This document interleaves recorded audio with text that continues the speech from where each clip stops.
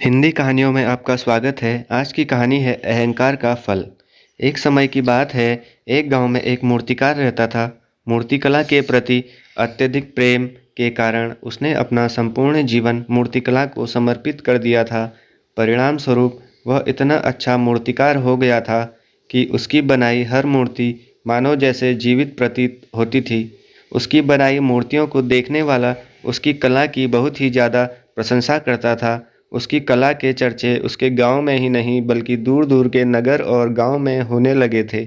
ऐसी स्थिति में जैसा सामान्यतः होता है वैसा ही मूर्तिकार के साथ भी हुआ। उसके भीतर अहंकार की भावना जागृत हो गई। वह स्वयं को सर्वश्रेष्ठ मूर्तिकार मानने लगा।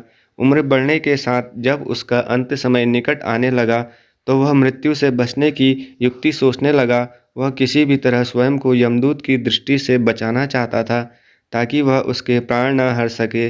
अंततः उसे एक युक्ति सूझ ही गई। उसने अपनी बेमिसाल मूर्तिकला का प्रदर्शन करते हुए 10 मूर्तियों का निर्माण किया। वे सभी मूर्तियां दिखने में हूबहू उसके समान थी। निर्मित होने के पश्चात सभी मूर्तियां इतनी जीवंत प्रतीत होने लगी कि मूर्तियां और मूर्तिकार में कोई अंतर ही ना रहा।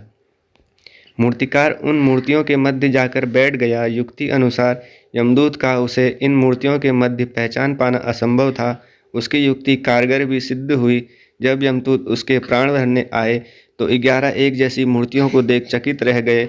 वह उनकी मूर्तियों में अंतर कर पाने में असमर्थ थे, किंतु उन्हें ज्ञात था कि उनकी मूर्तियों के मध्य मूर्तिकार छुपा बैठा है। मूर्तिकार के प्राण हरने के लिए उसकी पहचान आवश्यक थी। उसके प्राण न हर पाने का अर्थ था प्रकृति के नियम के विरुद्ध जाना।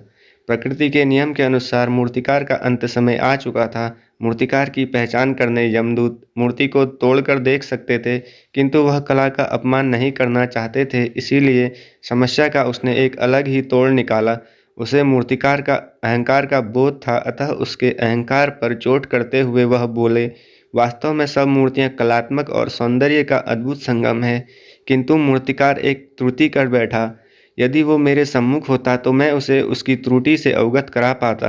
अपनी मूर्ति में त्रुटि की बात सुन अहंकारी मूर्तिकार का अहंकार जाग गया। उससे रहा नहीं गया और झट से अपने स्थान से उठ बैठा और यमदूत से बोला, त्रुटि असंभव। मेरी बनाई मूर्तियों में सदा सर्वदा त्रुटिहीन होती हैं। यमदूत की युक्ति काम कर चुकी थी। उसने मूर्तिकार को पकड़ लिया और बोला, बेजान मूर्तियां बोला नहीं करती और तुम बोल पड़े।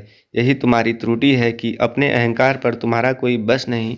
यमदूत मूर्तिकार के प्राण हर यमलोक वापस चला गया। इस कहानी से हमें सीख मिलती है, अहंकार विनाश का कारण है, इसलिए अहंकार को कभी भी खुद पर हावी ना होने दें।